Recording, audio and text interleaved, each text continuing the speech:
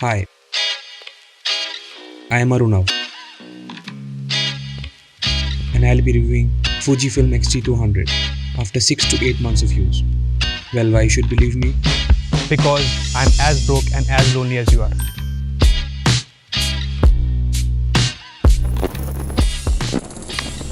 So right now I have the X-T200 with me. This camera was bought for 50,000 by one of my friends. This is not a sponsored one. And this camera comes under the entry-level mirrorless category of Fujifilm. This camera, by the look, if you go, then this looks like a toy or a vintage camera. This camera does 4K and shoots with 24 megapixel sensor. And we'll cut the crap and we'll move to the positive and negative part of the video. So the first and foremost positive of this camera is it's quite a featureful camera, packed with all the premium features. The second part is the second point that comes to my mind is the fully articulated screen. It's quite an handy one if you are vlogging and you are using it to shoot yourself. The third and foremost is the film simulation. Fujifilm has some of the incredible film simulations out there. So if you are a fan of those, you don't edit much, or if you want to use the film simulations of Fujifilm, then this is with some of the film simulations. Of course, disclaimer, all the film simulations are not present here, but still the film simulations are quite incredible and quite usable. The fourth most incredible feature of this camera is the slow-mo mode. The slow-mo mode is in the full HD and it's quite usable, quite sharp, quite nice. The autofocus sometimes up, but that's fine. The fifth and important one is the gimbal mode. If you're shooting handheld, if you're doing more of the handheld stuff, which of course with this compact body, sometimes it's get quite cumbersome to do that. Yes, it is. It gives you the gimbal mode, not the best in the game, but quite usable. Now we'll get to the negative points of it, and there are quite a lot of them. So the first and foremost is the recording limit in 4K. You can shoot up to 15 minutes. It is the maximum limit in this camera, and I think that can be a deal breaker in many situations. If you're doing more of the shorter format videos, then I don't think it's a problem. But if you are putting it more, if you really want the length to be more, then you have to be stuck around with the 15 minutes range. The second point, the foremost and the far and foremost, the most important point when you are looking for a camera is the sensor, and the sensor is not the sharpest one that comes from Fuji. Fuji has used the older sensors here, and it's not one of the sharpest, surprisingly. The third most negative thing that I found with my own experience of this camera is there's a purple fringing in the pictures, in the videos.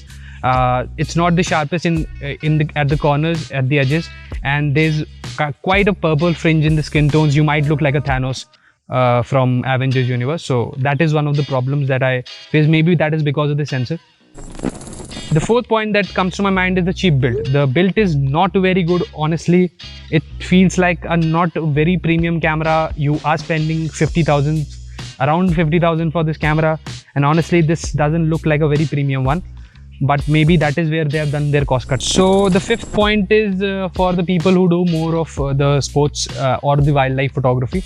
So this camera is not a very good one for that, and of course that they have not marketed it that way, but still putting it out.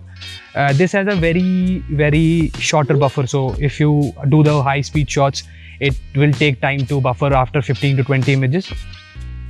The sixth and the most valid and the most important point that you have to keep in mind is the choice of lenses. Fujifilm lenses are very expensive. They're one of the best in the line, but they're very expensive ones. And apart from that, the third-party lenses, there are not many lenses that you can choose from. So keep this in mind while you do a purchase of this camera. So we'll discuss on the conclusion part of the video. So for whom this camera is for. So this camera is for the people who are semi-professional. This is an excellent YouTube camera, or for Instagram. This camera gives you all the qualities that you need for the shorter format videos. So if you are one of those, then this camera might be quite handy. For whom this is not. So this is not for the people who are kind of looking for a very professional camera, or who are themselves the professional ones. So if you are a serious photographer or you are a serious cinematographer, then you might look for other options. This is not a very good camera for them. So you keep this in mind while you do the purchase. Now we'll talk about the competitors of this camera. So this camera competes with the line of Sony A60 6000 range, the M50s of Canon, and the G series of Panasonic Lumix. So keep this in mind that all these cameras that right now I discussed, apart from 6100 from Sony, are expensive than this. So if you are looking for something that is gotten a better quality than this, then there might be that you have to spend some 10 to 20,000 extra for that quality.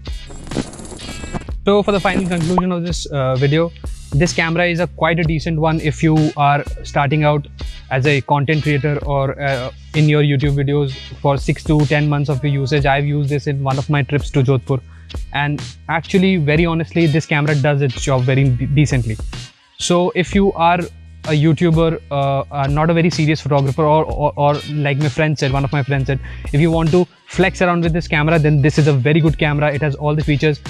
It is a camera that you might call the MIs or the Realmes of the mirrorless range. But if you are into the serious one, as I earlier said, that then you might consider the other cameras that I mentioned earlier. So hopefully this video was helpful for your future purchase of X-T200.